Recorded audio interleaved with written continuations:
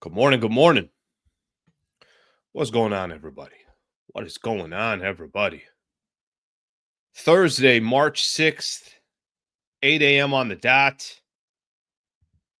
All right. And we are live. Okay.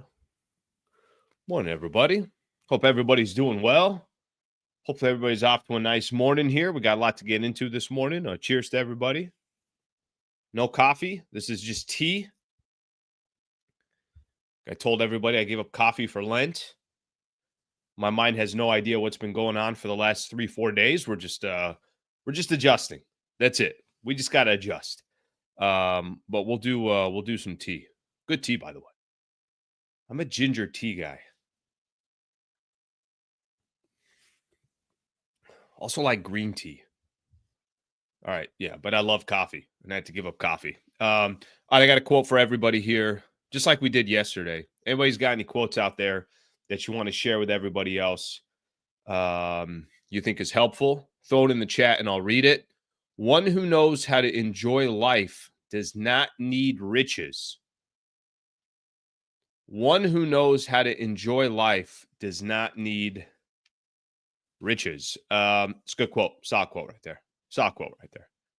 Let me take a look. If anybody throws some quotes on there, I got you guys.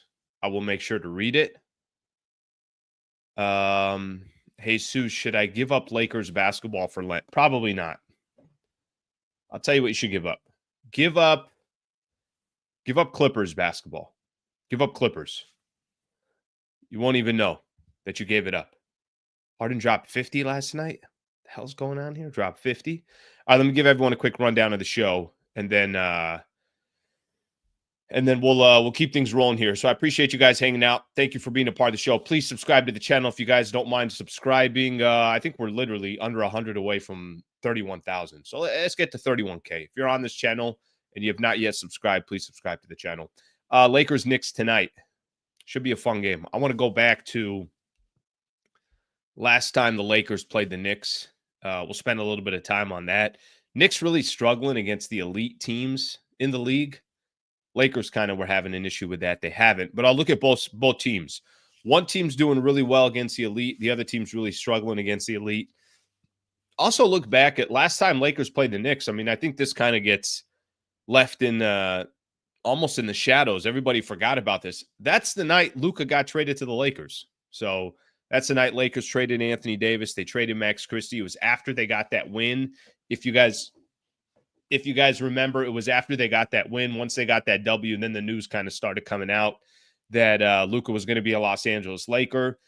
Jeanie Buss, I got some interesting quotes. Jeanie Buss talked about Anthony Davis and talked about the trade in general.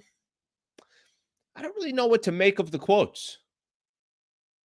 I'll get into the details of it, but I don't know how much I agreed with the actual quotes. But it definitely makes for a good conversation, and we could have that conversation as well. LeBron and Luka playing together. You know, if you guys remember, there was a lot of kind of some hesitation and some doubt when those two players, it was like, how are these two going to fit together? How are they going to play together? James Worthy had a quote, and it was actually something we were having a conversation, I want to say, after the Lakers beat the Pelicans. And Worthy had a quote about kind of what it reminded him of when they're on the floor. And there is no comparison to what he's talking about, which is, I think, what makes it unique. We'll spend a little time on that. Importance of seeding. You know, yesterday I had my buddy on, Trevor Lane, the Lakers Nation. So we were having a good conversation. And when we were having the chat, we were talking a little bit about the seeding. And anytime you have a guest on, it's a little bit more difficult. I mean, I should have kind of followed up and got a little bit more in depth to what we were hitting on. But one of the things that I think we talked about was the importance of seeding. And he mentioned how rest is going to be something that's more important. I think seeding is actually going to really matter for the Lakers. I really do. I think if they can get that number 2 slot, and you could have a game 7 from, crypto, if you're playing the Denver Nuggets. I'm just using those two teams as examples, because if the playoffs started right now, that would be the matchup in the second round. I think it's going to be incredibly important to try to hold on to that number 2 spot. So we'll spend a little bit of time on that as well. And then I got some NBA news. Jason Kidd talked about the Kyrie injury, does not like the tie that people have. They're trying to connect in regards to the injury to minutes and Kyrie playing too many minutes. I was listening to a podcast yesterday. Tim Legler has a podcast, and they're talking about, Dallas and Phoenix and teams tanking and things along those lines. I kind of disagree with that. And then Lakers got a little bit more help in the Western Conference last night in the standings with another L from the Memphis Grizzlies. So a little bit more cushion for the Lakers in the West as they try to grab one of those number 2 or number 3 slots. All right, that's going to be our show. That's it. I'm done. I'm doing 6-minute shows moving forward. I go 8 a.m. to 8:06 and then done. I'm going to move on with the rest of my day. All right, let's take a look at some of the comments before we get the actual show started, and then we'll go from there. So you remember, by the way, I feel like D'Angelo Russell played for the Lakers about 7 years ago. I forgot D'Lo played for the Lakers. Yeah, whoever thought that trade was going to hurt the Lakers, I have nothing to say to them. Nothing to say to them at all. Nothing. All right. Let's see what else we got here. Okay, let's get the show started. All right, so Lakers got the Knicks coming up tonight. Fun game tonight.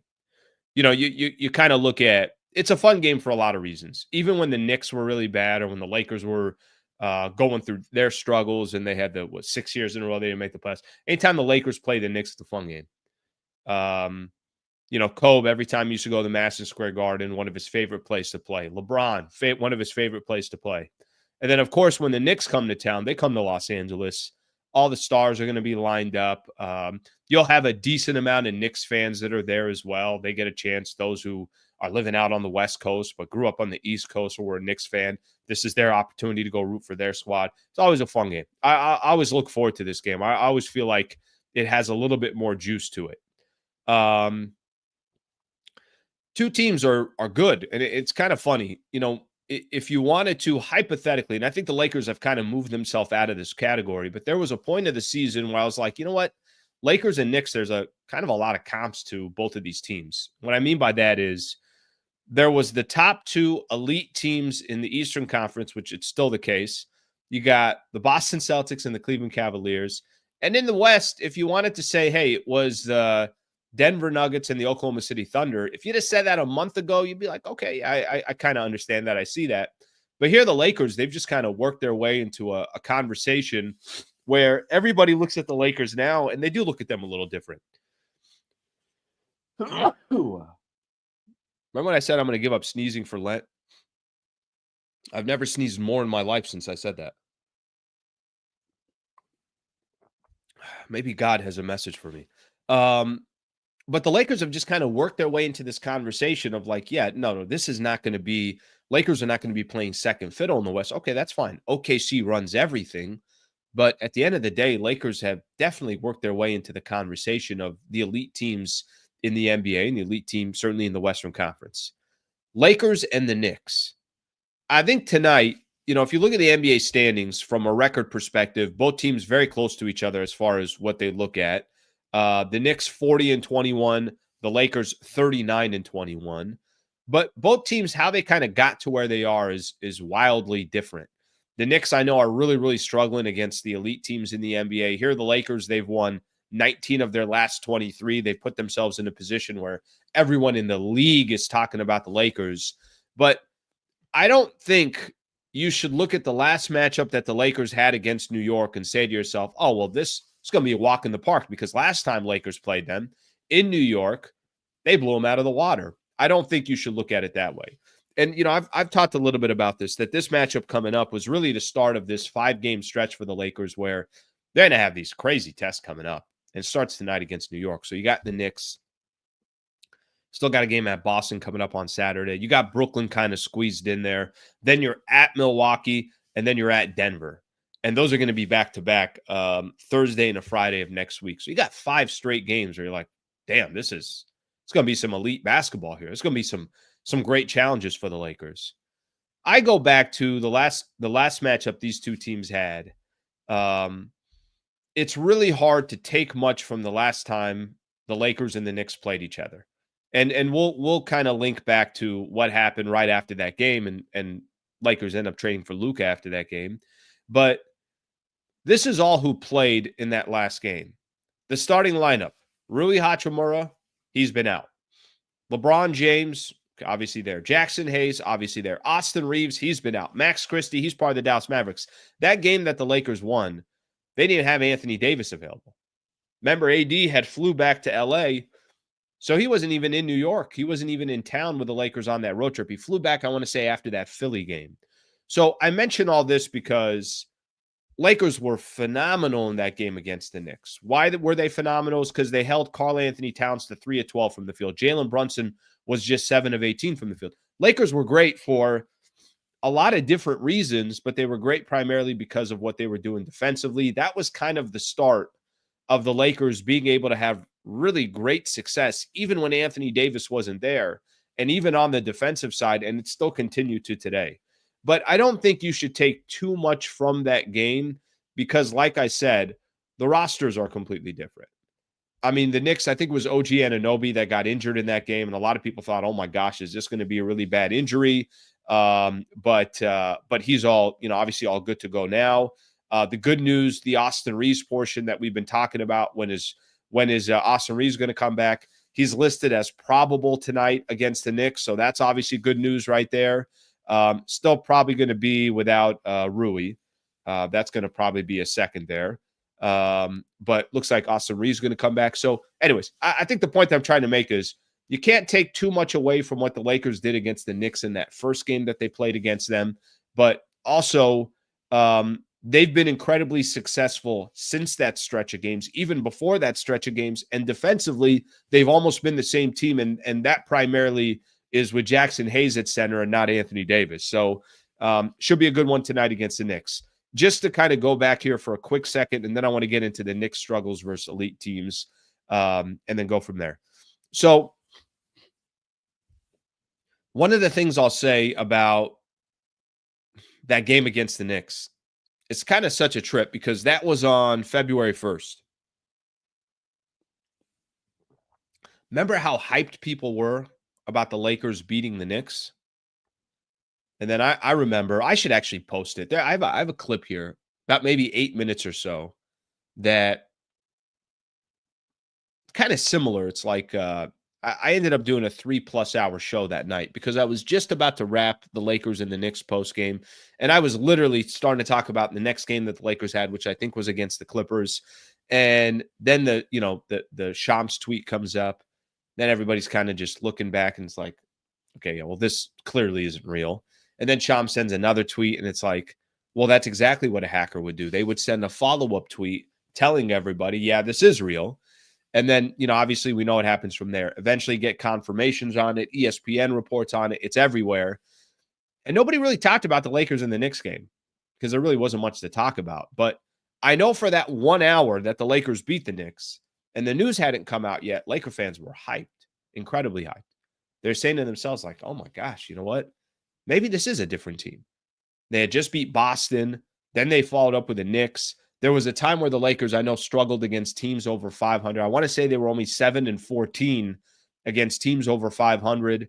And now I mean, I've heard some different numbers there, but at least what I've counted, how many games in a row have the Lakers beat against teams over 500? I keep hearing people say it's 9. I counted 11. But whatever issue that the Lakers were having before against teams over 500, well, that's clearly gone. Yeah, I mean, if you look back to that, they got Boston, Golden State. These are teams over 500. New York, Clippers, Golden State, Indiana, Denver, Dallas, Minnesota, Clippers. That's 11 in a row against teams over 500.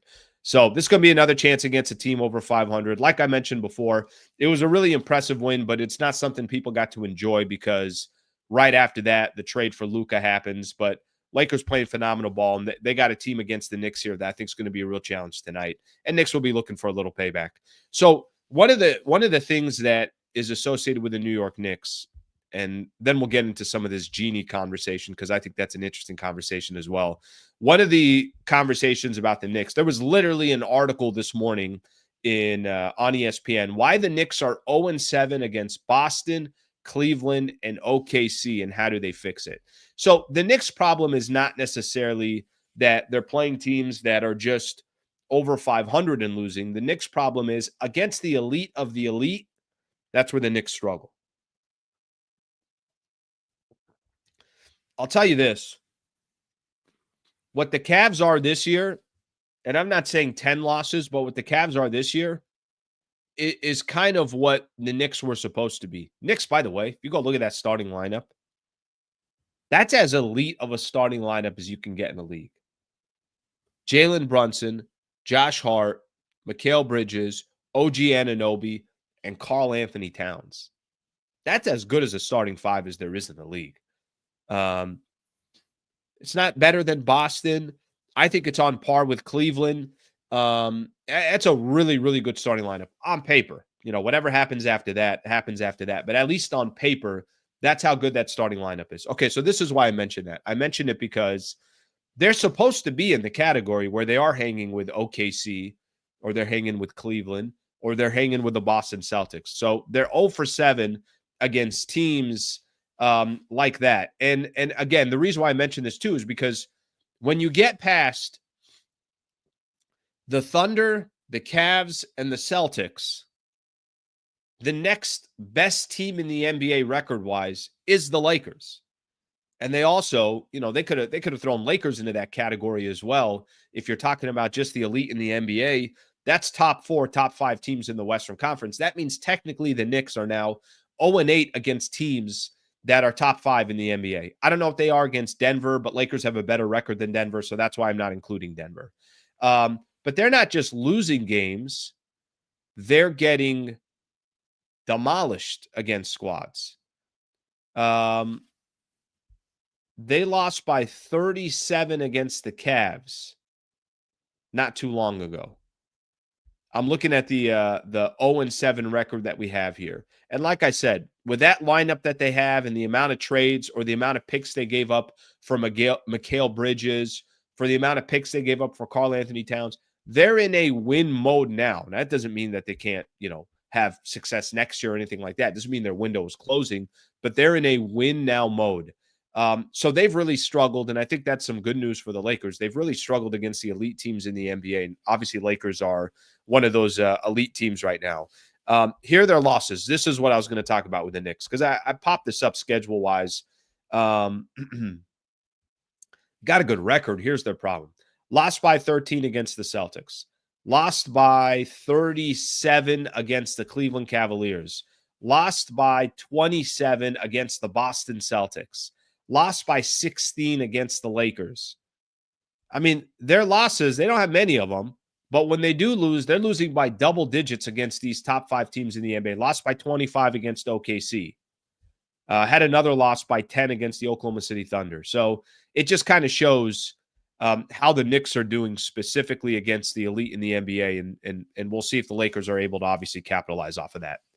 All right, let's take a look at some of the comments here. Take a look at some of our people. What the hell is everybody talking about here? Let's take a look.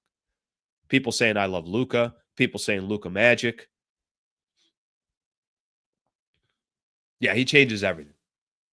That dude literally changes everything. It's funny. I'm talking yesterday with Trevor Lane. And I'm like, Trev, are you still having moments where, you know, out of nowhere you're saying to yourself, wait, what the hell's going on here? You mean Luka's a Laker? And Trev starts telling me a full story yesterday about how he found himself going back and looking up Sham's original tweet just to see it. And then kind of found himself, you know, watching that Locked On Nuggets thing that a few people have told me to watch post-game show-wise, which I have watched, and taking a look at that and just kind of spending some time there saying to yourself, okay, well, let me go watch this again because here's a live reaction to something. I got to post mine. I have one. It's like 8-10 minutes long. Somebody had cut it up for me, and I got to put it up where it's like, nah, I don't believe this. And it's unedited, the whole thing, until it finally comes out. I'll try to post that. I'll try to put that up. But anyways, point I'm trying to make is that I think is still happening with a lot of people. And I think the game against the Pelicans, Sammy had mentioned this yesterday in his preview video, that the game against the Pelicans was the first time where it was just felt like it was more about basketball. Game wasn't nationally televised. There wasn't really many storylines against the Pelicans. And it was like, oh yeah, Luka's just going to drop 30, almost get a triple double, and he's a Laker. And go 30 and 15 and do something that only a handful of Laker players in Laker history has ever done. And he did it 10 games into his career as a Laker. All right, let's take a look here. Some more comments.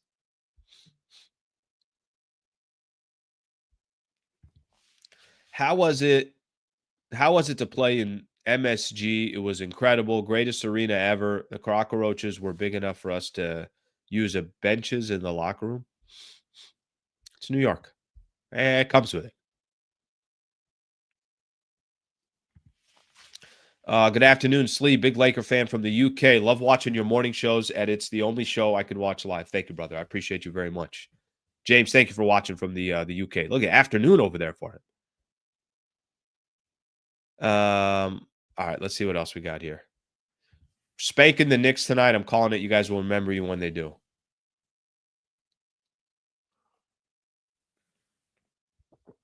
What happens if they don't? Are we going to remember you then?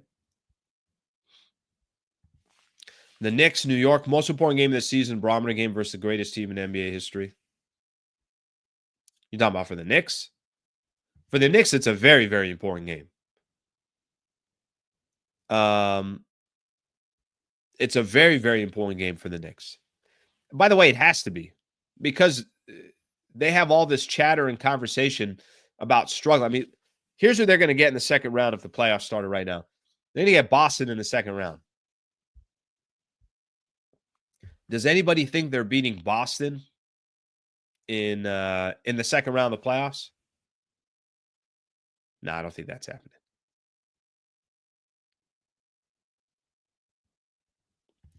Slee, the shock still comes from not Luka being a Laker, but the idiotic Mavs trade. The idiotic Mavs trading him. I was I catch myself, and I think this has happened more and more, to be honest with you.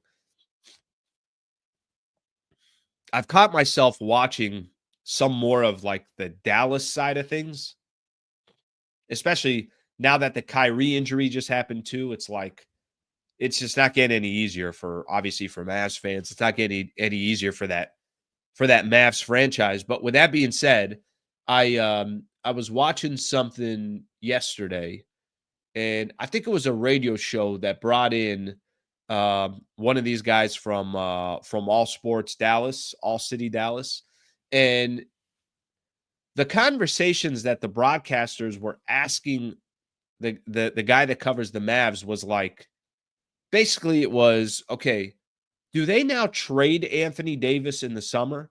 Do they just kind of take a completely different approach and say to themselves, you know what, maybe we should trade Anthony Davis and just let's go try to get as many assets as we can and start moving on? Does what happens to Kyrie now, who was eligible for an extension? Does he sign an extension? Does he wait? What happens to Nico Harrison? Does ownership say, hey, this has got so bad, and even though that, we approved this trade, we just got to fire Nico Harrison? The questions that they're asking now, and then on top of that, you got the Lakers playing great basketball with Luka. So I think you are right. This trade, probably at this point, secondary is Luka coming to the Lakers. The first conversation is always going to be Dallas did what? What do you mean Dallas? What are you talking about? No, Dallas wouldn't do that. No, they did. And it's only got literally progressively worse since the moment it happened to where we're sitting today. And that doesn't mean that it won't get worse, even worse from here. Unfortunately for Mavs fans, that's just kind of the situation. All right, let's take a look here at a couple of comments. Mark Sleet's going to be tough to hold on to that number 2 spot with the schedule coming up these next 2 weeks, so I'm not getting my hopes up. Yeah, I to be honest with you, I am now whatever ceiling I put on the Lakers, I'm taking it off because I didn't think the Lakers were going to be as good as they are. I didn't think the Lakers would be competing for a championship this year. Um, I didn't think the Lakers would put themselves in a position where they got to the number 2 seed in the Western Conference. So, whatever my expectations were for the Lakers, I'm going to go ahead and just move those out of the way because they're irrelevant at this point. They've been phenomenal. They're playing phenomenal. And I don't think the number 2 seed is out of the question at all now because of what they did, regardless of the schedule. And, Denver's got one of the tougher schedules in the NBA as well. Let me look at this. I always look at this like every couple of weeks or so. I take a look at this. Strength of schedule left. Lakers got the second toughest schedule left in the NBA. Denver is fifth toughest schedule. And both teams play each other 2 more times. So that's probably going to tell a lot of story as well. And frankly, even though Lakers got the second toughest schedule in the NBA, by the time the next week is done, the schedule will soften up because you'll have already played New York, Boston, Denver, and Milwaukee. 4 of your next 5 games are going to be against some really tough opponents. So, but we'll get into the standings here in a second because I got some thoughts on how important I actually still think the standings could be for the Lakers. And I again, I don't want to take anything away from this team of kind of setting a bar for them because every bar that I've tried to set mentally for them, they've surpassed it. All right, shout out to Brad Wallace and the Wallace firm. Got to give my guy some love here. Brad Wallace, known him for about 5 years now. Somebody that used to advertise when I was at 710 ESPN. I used to do his endorsements there as well. And we've had a relationship now for a while. He's somebody that really respect what he does in the industry and in his business. But at the same time, he's also somebody that's a personal friend of mine and has followed me on the YouTube, wanted to support that what I do. So how can he potentially help you? I hope you never need him. Things happen in life. If you or someone you know was in a serious injury, you should reach out to Brad Wallace and the Wallace firm. Let him walk you and your family through your legal options. I'm sure it's a very intimidating and daunting process. Let an expert in the field help you. Of course, him and his team, they are absolute experts, and they can help you anywhere in the state of California. So I know there's probably a lot of people out here in SoCal that watch the show, but anywhere in the state of California, he can help you. I'm happy to make an introduction. Obviously, I can do that through email, but there's also a special URL that we created, wallacewins.com/Sliwa, wallacewins.com/Sliwa. Get a free consultation. Hope you never need him. Hope you never have to reach out to him. But things happen in life, so it's something to keep in mind. Again, if you or someone you know close to you is seriously injured or is dealing with the loss of a loved one, you should find what legal options you have, and you deserve the absolute best in the business. And the best in the business is Brad Wallace of the Wallace firm. So shout out for him for supporting the channel. But at the same time, obviously I want to make sure if there's somebody within the audience that is in a position, a predicament, some type of situation, and he can help. Happy to make an introduction and see if he can help you out. And certainly I appreciate his support of the business as well. All right, let's keep things rolling here. I don't know if you guys got a chance to see this, but there was an article. Actually, somebody I used to work with who's been with NPR for a while. If you guys remember A. Martinez for a time was doing the pre halftime and post game show, the Laker broadcast, for a number of years. A. Martinez, kind of a pros pro, was phenomenal at what he does and has been with NPR for a long time. Jeanie Buss, obviously governor of the Lakers, went on with them and was having a conversation with NPR. I'm going to read you guys a quote that came out of that conversation. There's 2 things that came out of that conversation that I found very interesting to talk about. One was specifically about Anthony Davis, and the other one was Jeanie basically saying that the Lakers don't have an advantage, how most people say, hey, Lakers have an unfair advantage. Okay. Let's do the piece on Anthony Davis first. So let me read the exact quote of the article here. It was an interview, but I'm reading the article here. Jeanie Buss says Anthony Davis wasn't happy. I'll read you the quote. We have lost the last 3 years in a row to the Denver Nuggets in the playoffs. And we really didn't have anything that was going to look different going into the playoffs again. Anthony Davis was complaining about where he was being played, and he wasn't happy. So I think this was a positive for both teams. They got what they were looking for. We got what we were looking for. Is that shots fired at Anthony Davis? Am I reading too into this, or does it feel like Jeanie Buss just took some shots over at Anthony Davis? Let me set this up here real quick. I'm sure the front office wasn't happy about a week before AD got traded. I'm sure the front office wasn't crazy about Anthony Davis doing a sit-down interview with Shams on ESPN and saying that he thinks the Lakers are better with another big. Go get another big. That's basically what Anthony Davis was telling to the front office. And he was doing that. If he was doing that with Shams on ESPN, who knows what he was doing behind the scenes trying to push for, we won a championship with this model. I played the four. You had Dwight Howard and JaVale McGee that were the centers of this team. And then, listen, that doesn't mean Lakers were just going to win a championship just like that. There was, there was a really good team. There's a really good roster. It was 5 years ago. It was Rondo was on the squad. LeBron was 5 years younger. Alex Caruso was there. Avery Bradley, KCP. I mean, go down the list of all the players that the Lakers had. They had Kyle Kuzma. They had a really good squad. So, but put that to the side for a quick second. I'm sure the front office was not happy when Anthony Davis went public and basically said, get me a damn big.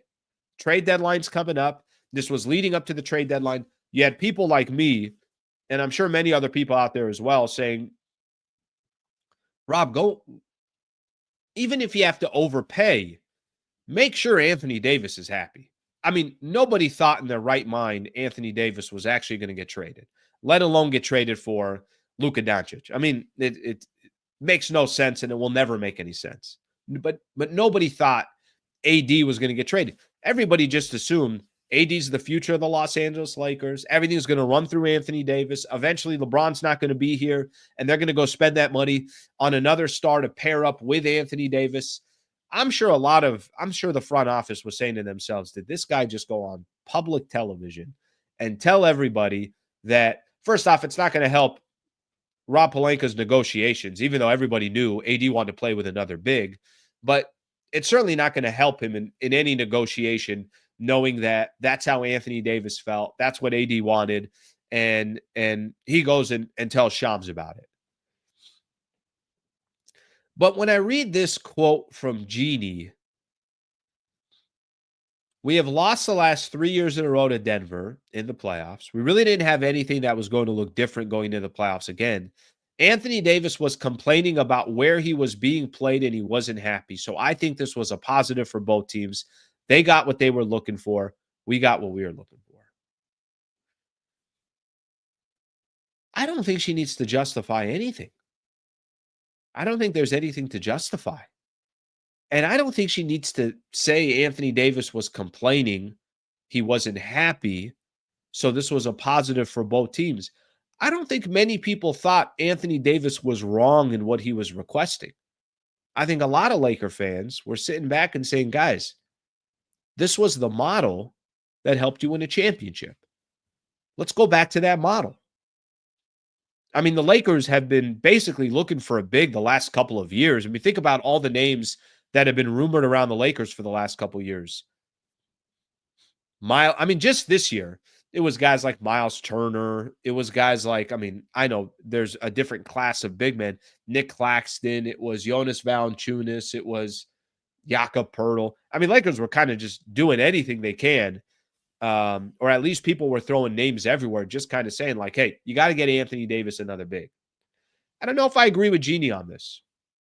I don't think Jeanie needs to justify anything because I don't think there's anything to justify. There's nothing to justify.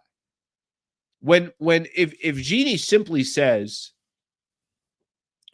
when you get a chance to get your hands on an international superstar who's just 25 years old at the time and has got a chance to be the face of the franchise for the next 10 years, when you got a chance to or more than that, whatever the case is, when you got a chance to do that, then you have to move heaven and earth to get that player. And one of the players that we value so much on this franchise and this organization is Anthony Davis. And we had to move Anthony Davis to do that. And everybody knows how good Anthony Davis is. But we got a chance to get Luka. And whatever the price of doing business is, we had to do it. And they did it. I don't know if I agree with Jeanie. Yes, maybe Anthony Davis was complaining. Maybe Anthony Davis wasn't happy that he wasn't playing with another big. Maybe that is the case. But I don't think she's got to tell us that. And I don't think that's something that needs to come out public. And I've told you guys this. I'm a big fan of Jeanie. I'm a big fan of how she's tried to fill in the shoes of the greatest owner in the history of sports. I've had personal interaction with Jeanie Buss. I got a lot of respect for Jeanie Buss. She's been very respectful. Even when I was on air at 710, obviously all the Lakers stuff that I was doing. And even since I left there, I've had communication with her, and she's just a pro's pro, and she's phenomenal. But when I saw this quote, I'm like, no, am I reading this wrong? And I just don't think it's necessary. It's almost, and it's not the same comp at all. And I don't want to make it sound like it is the same comp. But I think one of the things that's made the Dallas Mavericks look so bad in the process of all this, that they traded Luka, is some of the stuff that they said after Luka was gone. It's like, yeah, but you know what? We're trying to build a certain culture. And the articles that have come out about, his weight and what they feel like the next 5 years potentially are going to be. They obviously don't want to invest in him because they don't believe in him, whatever the case is. But that's part of the reason why the Mavs have looked so bad, is because when they made the trade, they didn't just say, we really think Anthony Davis is going to get us over the top to win a championship, period. And it's going to be on our backs to prove that. Our goal is to win a championship. And we think we have a 3-year window to win a championship, a better shot at winning a championship with AD than we did with Luka. And then we'll just let this thing play out. And if we're right, we're right. And if we're wrong, we're wrong. And if that's all they said, then at least you're like, all right, well, whether you agree with it or disagree with it, you kind of have a little bit of justification for it. But that's one of the quotes that I got from, that's one of the quotes that I took from it. And listen, right now, if you type in Jeanie Buss, this is kind of everywhere. Jeanie Buss takes, this is in the New York Post. Jeanie Buss takes surprising, complaining dig at Anthony Davis after blockbuster Luka trade. On NPR's Morning Edition, they go into the detail.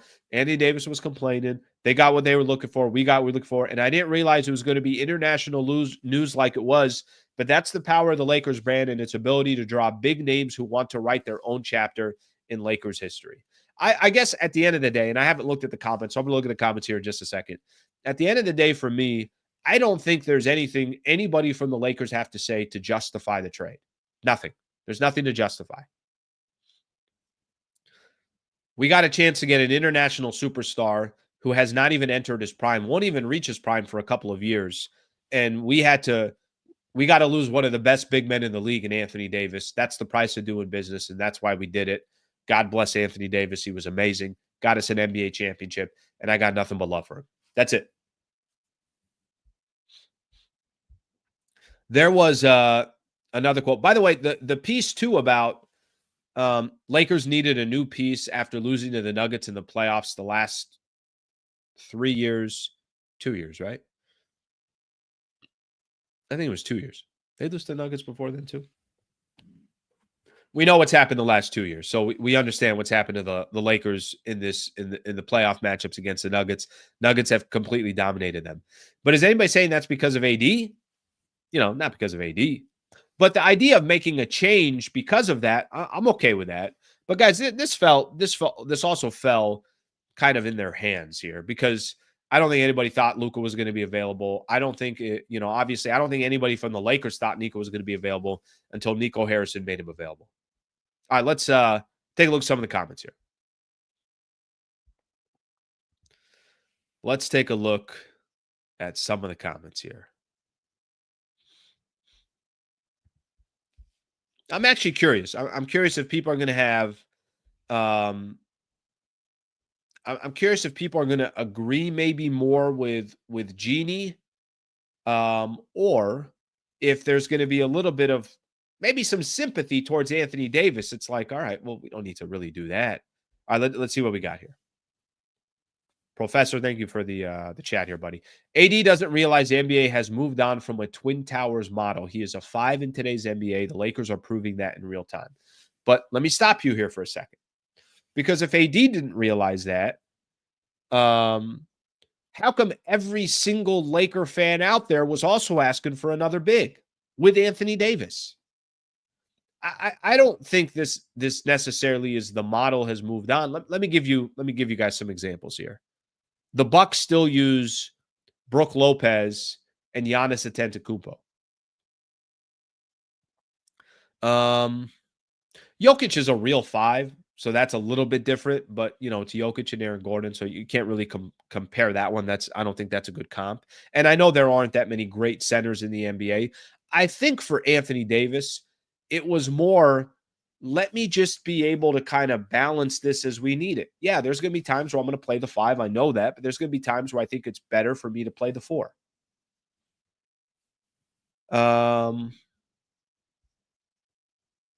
Okay. This is a little bit of my stance here. Here's Dub T. I think Jeanie cheapens her position by justifying the Luka. There's nothing to justify. Everybody knows why the Lakers pulled the trigger instantly, or, maybe it took a little bit of time because they had to work out the details. There's nothing to justify.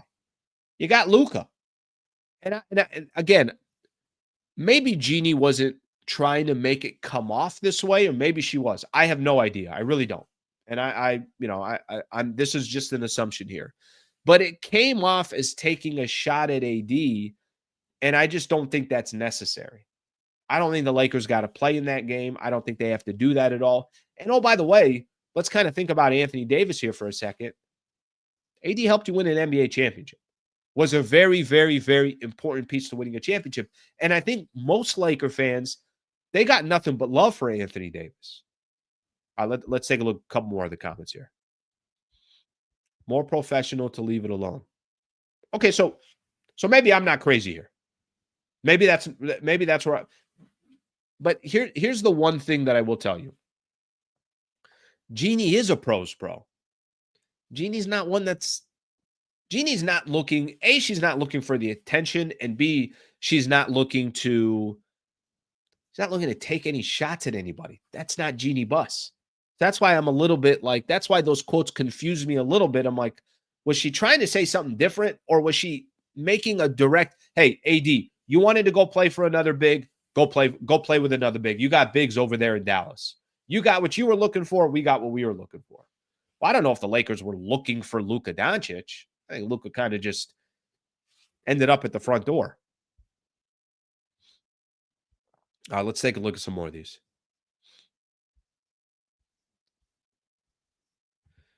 2020 chip with AD at the 4.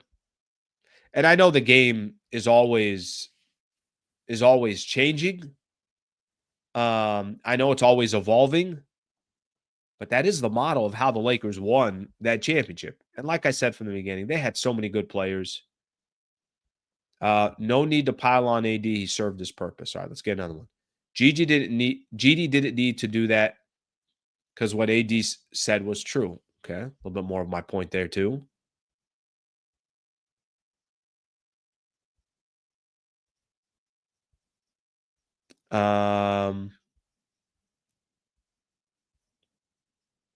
Worst trade ever? Yes.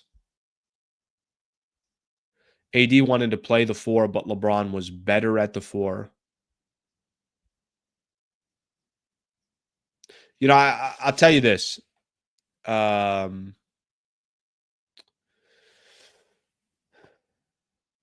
the Lakers roster has been flawed for a while. So I don't think anybody's, really questioning that. It has been flawed for a while. And and nobody's saying that the Lakers front office has been perfect or any of that stuff. But at the end of the day, I think it's impossible not to look at that model that the Lakers had, and it's impossible when one of the best players on your team is saying, "This is what I need." And I'm sure he did that behind the scenes for a long time, and it didn't happen. And then was like, "Hey, trade deadline's coming up in a week. I'm gonna freaking just tell this to Shams with my sit down interview." And then AD was gone. AD was gone right after that. All right, let's take a look at a couple more of these comments. Yeah, I thought this would be a good conversation. Right when I saw some of those quotes in my head, I thought it would be interesting. Felix, Jeanie wasn't taking a shot at AD. She just used the wrong verbiage. The word complain is what everybody's keying on. Yeah, but I don't think AD ever wanted out of LA. I think AD was just trying to find a solution to winning with the roster that they had. Was there any indication to you that Anthony Davis didn't want to be a Los Angeles Laker? Not to me. And again, I make the trade 100 out of 100 times. Nobody's here justifying anything for Anthony Davis and saying they should have kept AD. It was just, I don't think the Lakers need to do anything to justify why they did the deal. All right, let me get a couple more in here, and we'll keep things rolling here. How many times was AD having a 30-15 game, but in the fourth, LeBron shooting step back threes? John Wayne.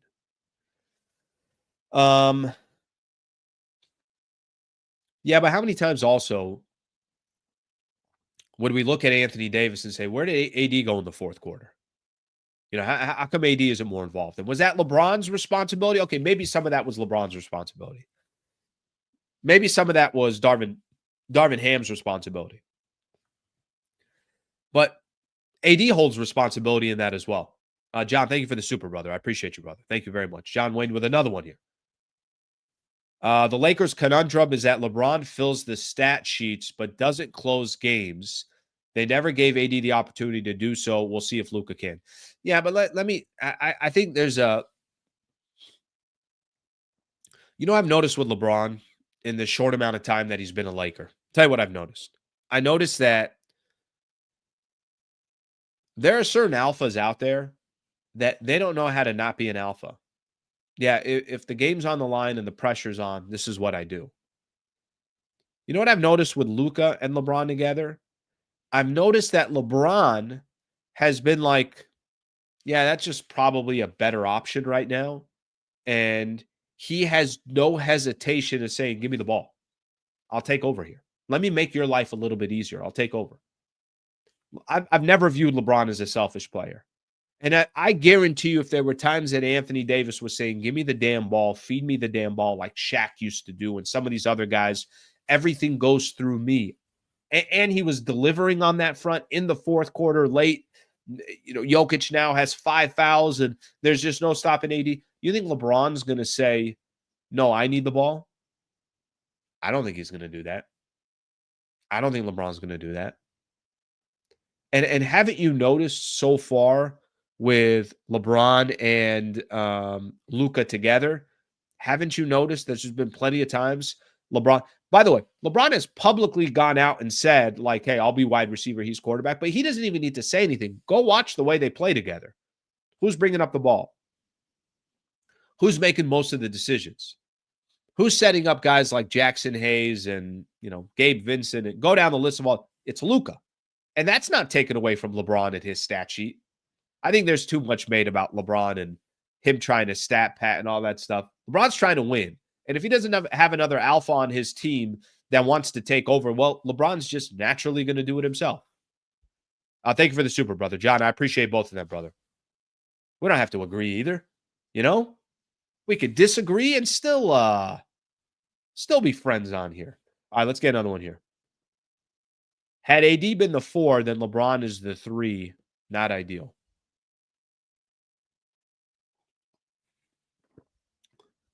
Savons, thank you for the super brother.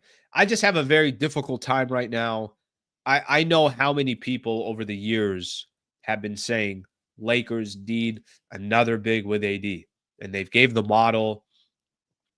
They gave the example of obviously what that model looked like in the past. So I have a difficult time siding with any Laker fans on this because I know how much Laker fans in the past were talking about how much they wanted another big. Thank you for the super brother. Per Luke, our upcoming schedule worried me, but now I'm genuinely excited to see how JJ, Braun, Luka navigate that schedule. Hope we get Reeves back. Yeah, looks like Reeves probably going to come back tonight. If he's listed as probable, then he's probably coming back tonight. I'm with you. There is a completely different. Let me do something on the schedule here real quick, and then we'll come back to this conversation. There's something about looking forward to a game now that's wildly different than looking forward to a game a month and a half. And I mean, I'll be honest with you guys. Kind of my timing with this channel is interesting. Obviously, since I've kind of gone on my own now, I'm no longer with 710 ESPN, and here I am doing daily content and post games and all that stuff. Just focused now primarily on Lakers content, NBA content, and the channel. Yeah, prepping for games is different, right? Doing a post-game show is a lot different than just a month and a half ago. The vibe around Lakers basketball, much different. I mean, I think everyone would agree that they are looking wildly more different to Lakers basketball than they were before. Okay, got a tough schedule coming up. Cool. Tell you what I'm looking forward to with the schedule. What's Luka going to look like against the Knicks? Damn, Luka is going back to Boston. And Luka, what's kind of crazy about this? Luka has a connection to the Celtics. What's his connection to the Celtics? He lost in his first time to the NBA Finals to the Boston Celtics. Now he's playing for the Lakers, and I don't need to tell you guys what those connections are. That's coming on Saturday. The storyline on Saturday is not just going to be, it's Lakers Celtics. No, it's Lakers Celtics. Celtics number 2 in the East. Lakers number 2 in the West. Luka played a series against the Boston Celtics, was playing in Boston, running his mouth, all that stuff. Some good storylines there. So I think what you're talking about in regards to the schedule, it is different. Everything is different. The vibe is completely different now around Lakers basketball once that trade went down, and they got Luka. And it would be different for any team that got freaking Luka Doncic at age 25. It just happens to be even more because of the fact that he came to the Lakers. Let me talk seeding here real quick. I think I mentioned to you guys that was something I wanted to get into real quick. I actually really think being a number 2 seed is going to be very important for the Lakers. Lakers got a little help yesterday again. Memphis lost again. They've lost 4 in a row. They lost to OKC. Houston, I've talked about, they've lost 3 in a row. Lakers have 21 losses. Denver have 22. Memphis now 3 games back in the loss column of the Lakers. Houston now 4 games back in the loss column.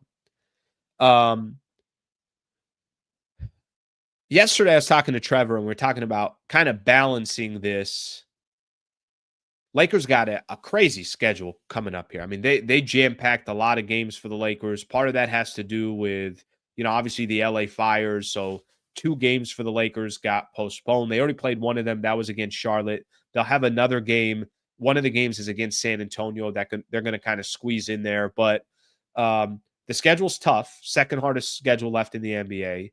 And look how many back-to-backs that the Lakers have. All right, let me count these out here real quick. What are we in March? They got 1, 2, 3, 4, 5 back-to-backs left, and the season ends in 5 weeks. 5 back-to-backs left in a 5-week stretch. I'm not telling you it's going to be easy. I'm not telling you that, Lakers are a lock to be number 2. I'm not telling you any of that. But what I will tell you is I think Lakers-Denver, if that's the second round matchup and it's, Luka going up against Jokic and LeBron and Aaron Gordon and Jamal Murray and all these guys, if hypothetically that's the matchup, it's going to be a really, really good series. And whatever the history was of the Lakers and the Nuggets over the last 2 years, wipe that out of the way. That has nothing to do with this new Lakers team now, because the team is different. Um and Luka's had success against Denver. And we already watched the Lakers go to Denver in their first game that he plays, and he's phenomenal, and Lakers win by 23. But I think that's going to be a really tough series. And home court could 100% be the difference of winning that series or not. Yesterday when Trevor and I were talking, and Trevor was saying that, look, rest is going to be everything. You also got to just make sure these guys are healthy. He's not wrong. I mean, LeBron's 40, and LeBron's basically playing every single game. So I'm not questioning that by any stretch of the imagination. But what I will tell you is this. They should be very strategic on trying to get the number 2 seed as well. Because if you're in a game 7 and you're at Ball Arena in Denver, or you're at a game 7 and you get to play at Crypto, I do think there's a huge difference between both of those scenarios. We'll see what happens. There's no guarantee any other way. And I'm not telling you Lakers should risk their health in order to be the number 2 seed. But what I'm telling you is, man, home court against Denver, if that's the way things kind of pan out. And right now, that's where those two teams are. For all I know, it's going to be 2-3. The race, the rest of the way this season is going to be between the Lakers and the Nuggets for 2-3. But I just think there's a drastic difference between being at home for game 7 or being on the road, even with Luka and LeBron, who obviously have a ton of experience and everything else. Now, Denver has also won at Crypto. It's been no problem for them in the past, but I do think this would be a completely different series. So I just wanted to hit on that real quick, since I saw this was talking about the upcoming schedule and, obviously potentially holding on to that number 2 seed. All right, let's get another super in here. Savos, thank you for the supers. Felix, I never figured out the panic for a big man when we have Hayes as a mirror for the Mavs lively. Luka has shown us how we have been misusing Jackson Hayes. Well, Luka's just, Luka can make anybody look good. That's what the greats do. You guys do realize that, right? This is what the greats do. What the greats do is they make anybody look good. That's their job, is to make greats look great. There was a quote, I put it on here, that came from James Worthy. And I feel like we were talking about this a couple games ago, that when we were reading the stats after Lakers beat the Pelicans, and it's like, look at LeBron's stats and look at Luka's stats. And we're basically saying that they're two Magics, they're two LeBrons, they're two, like, think of the greatest players in the league, and there's two of them on the floor at the same time that have the ability to, there's two Lukas on the floor at the same time. It's quote James Worthy put out there. This was when he was doing the show on Spectrum postgame. It's like having two Magic Johnsons on the floor. James Worthy on LA Lakers winning with natural chemistry. But the two Magic's pieces, LeBron can set up Jackson Hayes. LeBron can set up Jared Vanderbilt, can set up Vando, or can set up Dorian Finney-Smith, can set up, any of these guys and have 12 assists in a night. Luka can do that in his sleep as well. Luka can make defenses have to guess, have to gamble, and then all of a sudden, here's Jackson Hayes with 19 points in the first half for the Lakers, shooting 8 of 8 from the field. There are two Magics on the floor. And to kind of go back to this comment that you're saying here, that the panic for a big man, well, Felix, I think the problem was they didn't have anybody other than Jackson Hayes. That's it. They are undersized. So I don't know if it's a panic or it was, let me give you an example. When Lakers initially got Luka, they had that presser in El Segundo. And that was a couple days, I think it was on a Tuesday, and then Thursday was going to be the NBA trade deadline. And I asked Pelinka the question of, how do you manage long-term view of what you want to do to the roster with short-term of these next couple of days of trying to add some pieces? And he had said something like, clearly the roster's not perfect. Clearly they can use a big, but he also said that the big man market he didn't like the market. And then it was, I think, the next day that they traded for Mark Williams, or maybe the day after, whatever the case is. So clearly they also thought they got to go get size. And I don't think anybody should question that. And I think, you know what the Lakers are going to do in the offseason? They're going to go try to get size. Jackson Hayes can do as best as he can and try to fill in a role. But I think the way Lakers have managed this, people who still have doubts on the Lakers today, that's the one area they're saying, do they have enough rim protection? Do they have enough size? And so far the Lakers have been flawless. So maybe they don't need it. But I think everybody understands that eventually that's something that they're going to need to address. Appreciate the super brother. Valley Knight just dropping 5. Thank you, brother. I appreciate you very much. All right, let's get some more of these comments here. Let's keep going on a couple more of these comments. And then I got a few more topics I want to get into. Really, it's just some NBA news, and then we're going to get out of here. Show kind of flew today. Look at me without coffee. Still alive. Still making it. Got to be honest. Today, by far, the best I felt without coffee. Granted, I also got, I think, 17 hours of sleep last night. The night before, I had like 30 minutes of sleep. Last night, I was like, I'm out. Good night, everybody. All right, let's see what else we got here. People looking back at some of the old Lakers. Oh, don't tell me Eddie Jones. Back in the day, you want to get into my Hotmail account? Be creative with Eddie Jones, and you're probably in. Okay? Love me some Nick Van Exo. The man back in the day. Eddie Jones, Nick Van, those were my guys. That was kind of my era, too. All right, let's let me hit on a couple things, couple more things here, and then we're going to call it a day. By the way, I'm going to throw this out there to everybody. I want no one to feel pressure when I do this, all right? But as part of my job in doing this, I'm going to put a link to be an MVP member. You want to support the channel? This is a phenomenal way to support the channel. You could be a member. We have, I think we just hit 250 members. And a lot of that is because people have been just nice enough to gift out members and everything else. So I appreciate people doing that. It's a great way to support the channel. I will, as we kind of progress here on the channel, have more and more exclusive content for those who are, obviously members. But would love to continue to grow that number and get as many members as we can. It's $3 a month. Why did I price it at $3? I'm like, well, I gotta make it less than a cup of coffee. That was my idea. That was my concept. So if you're able to do it, would love the support to the channel. I put a link there. Now people are starting to guess my passwords. Sliwa 3. Hell no, it wasn't that. Are you kidding me? It was like literally Eddie Jones and then probably his number. That's how easy it was to get into my password. You think I can think like that and then remember what that was? All right, let's take a look here. Slee, has caffeine headaches hit yet?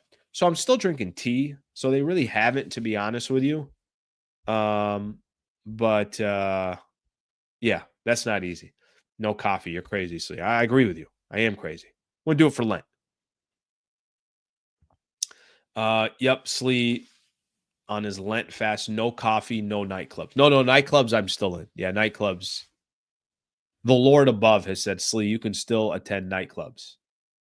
Yeah, how awkward that would be if I was waiting at a line. Go to a freaking nightclub. You kidding me? All right, let's keep going here. Okay, I got a couple NBA things I want to get into real quick. Jason Kidd yesterday was talking about Kyrie's injury. Here's what's happened. Okay, this is how bad it's got for the Dallas Mavericks.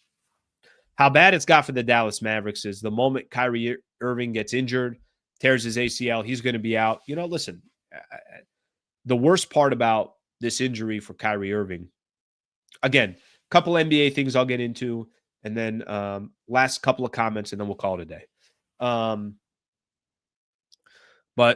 this is how bad it's got for the Dallas Mavericks. Kyrie Irving gets injured, and then, people start going through the stats, and they're starting to look, hey, did this happen to Kyrie because Luka's not there anymore, and he's playing more minutes. And they used to have um, kind of this dual attack of Luka and Kyrie.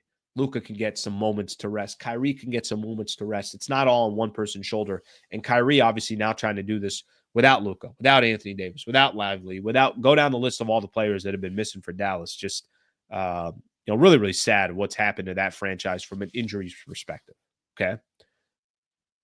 There were some stats that came out. In the 10 games before Kyrie Irving was hurt Monday against the Sacramento Kings, he was averaging 39 minutes, the most in the NBA during that span, which began after Dallas traded Luka to the Los Angeles Lakers. He was up from 35.9 minutes to 39.3 minutes. Okay. So a lot of people are now saying, like, hey, on top of you making arguably the dumbest trade in NBA history, is Kyrie's injury have anything to do with the fact that all of a sudden now he's almost playing 40 minutes a game? And, we got a chance to see Lakers and the Mavs whenever that was, a week and a half ago or so. And it's not like Kyrie's just sitting in a corner. No, Kyrie's creating for everybody. He's trying to get to the basket. I mean, he's phenomenal, but I remember even saying post game, like, that's not how you want Kyrie. You don't want Kyrie doing everything. Kyrie's supposed to have help. And the idea is if everyone was healthy, obviously not everything would be on his back. Jason Kidd addressed this yesterday. He said, we're talking about one play, not many before that. It's a freak accident. That's how it should be reported. We're reporting on conspiracy theories. We want our stars to play. This isn't supposed to be a rest league. So he's going out there and he's basically saying, like, obviously he does not like the connection there of the injury and the Luka trade. All right, let me read another quote here that he has here. Kai is our leader. Kai also was playing at a high level, maybe some of the best basketball that he's played in his career. We can't talk from both sides and say our stars don't play enough minutes and guys don't play enough. They rest. But now we're saying they play too much. And he basically said that it was a freak accident and just didn't like the connection. Guys, I'm not here to tell you that Kyrie got injured because Luka got traded and he's playing 39 minutes a game now. But what I'm telling you is, this is the association with the Dallas Mavericks now. Whatever happens, the moment Anthony Davis started playing for the Dallas Mavericks and then he got injured, instantly it was, well, that's why you don't trade for a 32-year-old Anthony Davis because who has an injury history.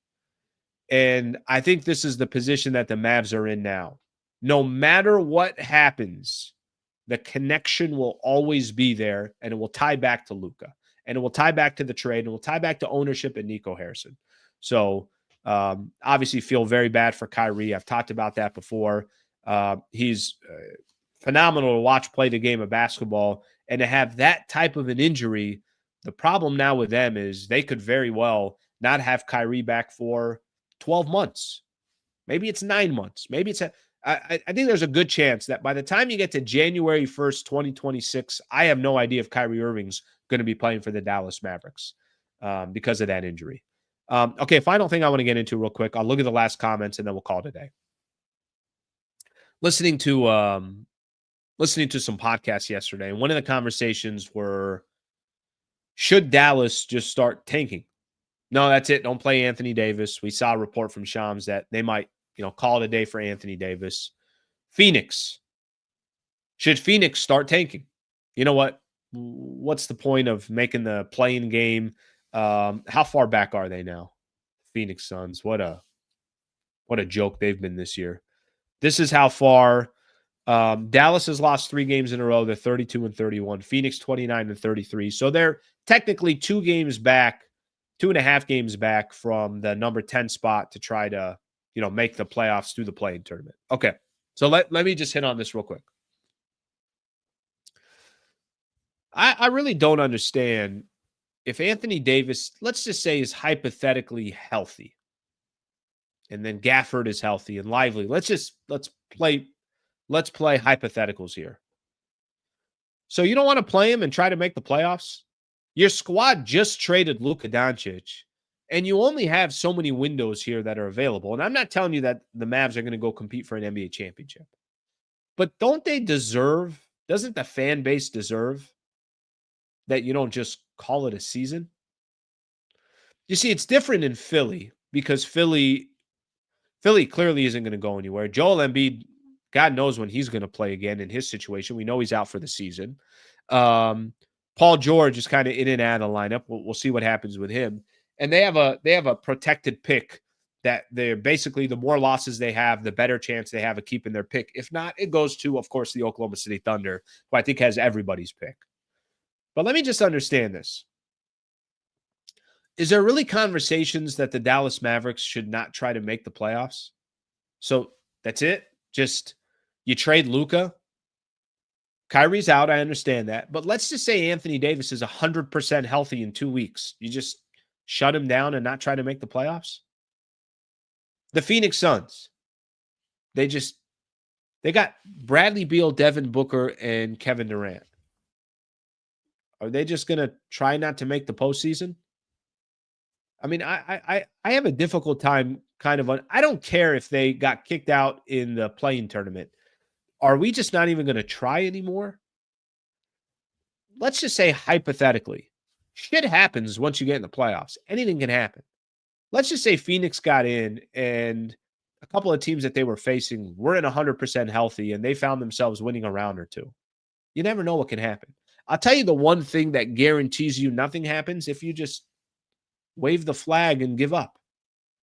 I mean, can you imagine being in Phoenix today or in Dallas today, and there's conversations about your franchises, especially the Mavs, because of them just being in the finals and they traded Luka and already as upset as they are? You're just going to say, well, that's it for the season? How about if Anthony Davis is healthy, he plays? How about if Lively or Gafford or any of these guys are healthy, he plays? I'm not telling you rush them back. I'm not telling you play them and they're not healthy. I'm not telling you that. I'm telling you if they're healthy and they're giving you, guys, I got the green light, I'm good to go. There's a month left in the season, or there's 3 weeks left in the season, and we're currently in the number 10 spot. I want to see if we can make the playoffs. I got a difficult time, for those fan bases where they're just, the front offices are just going to say, well, let's just shut it down. I got a difficult time understanding that one. And some people might disagree, and that's fine. All right, let's take a look at some of the comments here. Saf, thank you for being a new member, brother. I appreciate you. Take one at a time. Thank you for being a new member, brother. Appreciate you very much. Let's take a look at some of the comments. We'll call it a day here. Slee. Can we go for the hat trick and fleece Dallas for Lively in the offseason with the other first rounder and Rui contract? I still think the Lakers, I've said this before and I'll say it again. I think not having that Mark Williams trade go through, I do feel like they held on to a lot of assets, and I do feel like they're in a phenomenal position this offseason. A really, really good position this offseason. So whether that's going after a guy like Lively, which Dallas will probably never make a trade with the Lakers ever again. But I think they're in a great, great spot in the offseason. So we'll see what happens come off season. All right, let's see. Let's get a couple more of these here. When you have an injury history and you're in your 30s, it's more likely than not the injury bug will hit you again. Of course it is. Of course it is. That was part of the reason why, listen, let me give you guys just a quick example. Maybe it's a good example, maybe it's not. If you traded Luka and you got Shea back, the noise will be a lot quieter. If you traded Luka and you got Anthony Edwards back, the noise would be a lot quieter, at least from age perspective, at least from, hey, they didn't believe in this guy, but here's another ascending superstar in the league that is not 32 and has an injury history or whatever the case is. Even Kyrie kind of on the same. I mean, think about what they were banking on. You were banking on Kyrie, Anthony Davis, Klay Thompson. Like, these are all guys that have an injury history and are later in their, and I've said this before and I'll say it again. I still think Dallas, if they were healthy, is a phenomenal team. A team that can get to the NBA Finals this year. The problem is you're banking on health. You already lost the health part of it, and you were already in the NBA Finals 8 months ago. So what really are you accomplishing if you get to the NBA Finals and lose again? Nothing. You were already there. I can't respect a league that has teams that give up. The players should walk in protest. Well, the players can't walk. Getting paid. Now, if you're a fan and you don't respect it and you want to walk out of a game or you want to, if Dallas wanted to do this, if the Mavs fans really wanted to make a headache, they can put together in Dallas, they can say, all right, let's pick a game, a home game that's coming up, and nobody go to the game. As many people as possible that don't go to the game, just don't go to the game. Let's protest that game. Let's pick a game. This March 17th, who are they playing? It's really the fans that got that. They got the juice. It's funny. I don't think people understand this. You know when they say the power of the people? I don't think the people ever really understand how much power they have. I mean, you can shut shit down at any time if you wanted to. It's not the players. I mean, the players, of course, can as well, but the players are getting their paycheck. You're giving your paycheck. It's completely different. All right, here's one here. I would not trade Luka for Ant-Man or SGA. And that's really not the conversation I'm saying. My point I'm making is that if a trade like that happened, then you're like, okay, all right. You know, some people would argue and say, no, I'd rather have Luka. Somebody wants to go, I'd rather have Ant-Man. I will always take the model of a player like Magic, and that's what Luka reminds me of. I want that player. I want the player like LeBron. I want guys like that. I don't think Ant-Man's that. That's my own personal preference. Ant-Man would be more of a Kobe or a Jordan, that style of play, right? I'll always take the Magic style of player. That's the player that I grew up on, and I love just watching who makes, you know, he's dishing out 15 dimes and everything else he's doing. But that's not the conversation I was having. It wasn't making an argument for one of those players. My point is that if they traded for one of those guys, you would say, okay, at least I understand that logic there. I don't think anyone understood the AD logic. Jesus, I'm 35 and still driving to the basket like I'm 20. Jesus, I haven't been in the paint since I was, I think, 19. I think when I turned 19, I'm like, that's it. No, that's it. My game is starting to decline now. I'm staying on the perimeter.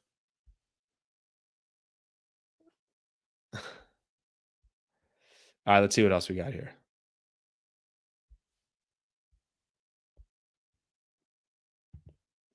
Imagine the thick skin Nico has to have receiving the comments and criticism, not feeling bad for the guy. I know he's rolling in money. Yeah, problem is he's going to be remembered as literally the general manager that made arguably the worst trade in NBA history.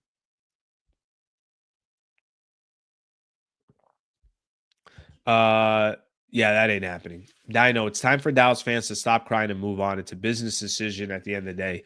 Well, let me tell you something. First off, if the Lakers, I mean, guys, we're going to be talking about this trade for literally 20 years. And if you're actually a fan of the Mavs, no, you should not move on and just pretend like it didn't happen. I don't blame them at all for bitching and complaining for as long as they want to bitch and complain for. And the part of it's a business decision, it's a really bad business decision.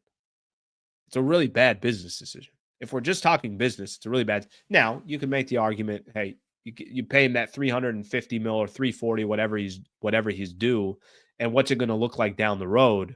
I guess we'll have to wait 5, 7, 10 years to find out. But I think it's better business to have Luka Doncic as a part of your team than not a part of your team.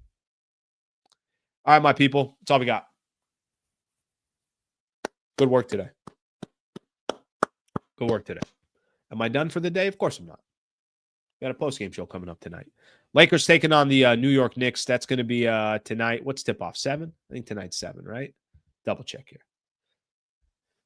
Good. Yeah, TNT, 7 o'clock start. Let's see what Barkley's got to say. Actually, I'll be curious. I really will be. Trying to see some of these comments tonight. We'll have a great show lined up after the game. Obviously, Lakers taking on the Knicks from Crypto. Hope you guys can tune in after. If you guys want a straight preview of the game tonight, Sammy put up a really good preview video this morning, and or actually last night, and you can go tune into that. Thank you all for being here. Please subscribe to the channel if you guys don't mind. Thank you to Brad Wallace and the Wallace firm for being a great partner of the show as well. I'll be back on tonight after the Lakers take on the New York Knicks. Thank you for tuning in, everybody. Hope you guys have a great rest of your day, and we will catch you tonight.